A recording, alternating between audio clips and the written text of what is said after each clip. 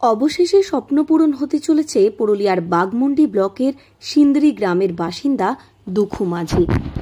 ৮০ বছরের এই বৃদ্ধ প্রতিদিন গাছ লাগান পুরুলিয়ার বিভিন্ন জায়গাতে।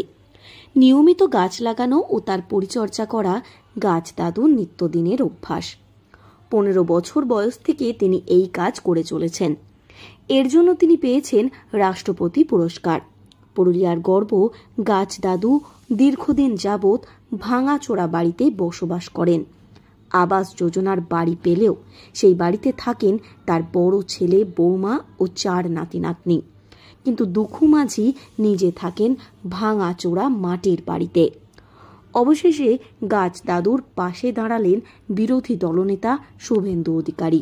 তিনি কথা দিয়েছিলেন দুখু মাঝিকে সহায়তা করবেন, আর সেই কথা মতো ২ লক্ষ টাকা দিয়েছেন রাজ্যের বিরোধী দলনেতা শুভেন্দু অধিকারী। সেই টাকায় বাড়ির ভিত পুজো করে ১০০ চারা গাছ রোপণের শপথ নিলেন গাছ দাদু।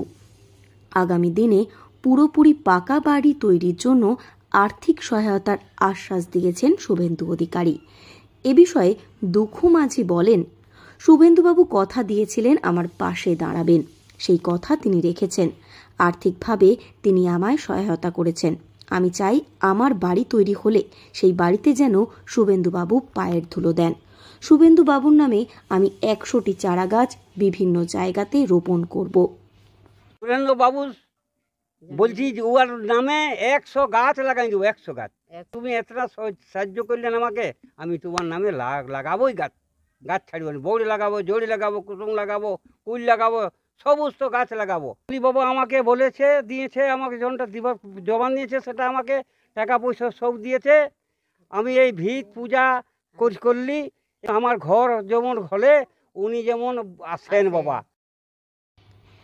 এ বিষয়ে শুভেন্দু অধিকারীর প্রতিনিধি গৌতম রায় বলেন, রাজ্যের বিরোধী দলনেতা কথা দিয়েছিলেন দুখু মাঝির পাশে দাঁড়াবেন, সেই কথা তিনি রেখেছেন।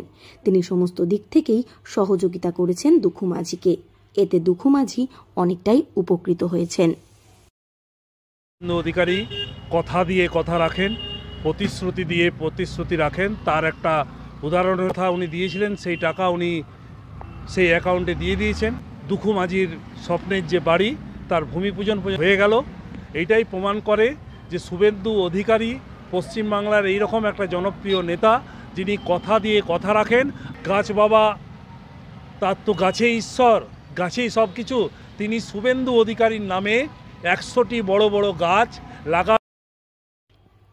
ছেলেবেলাতেই গাছ দাদু উপলব্ধি করেছিলেন গাছের উপকারিতার কথা, আর তাই প্রতিনিয়ত তিনি মাঠে ঘাটে শ্মশানে সর্বত্র গাছ লাগাতে শুরু করেন।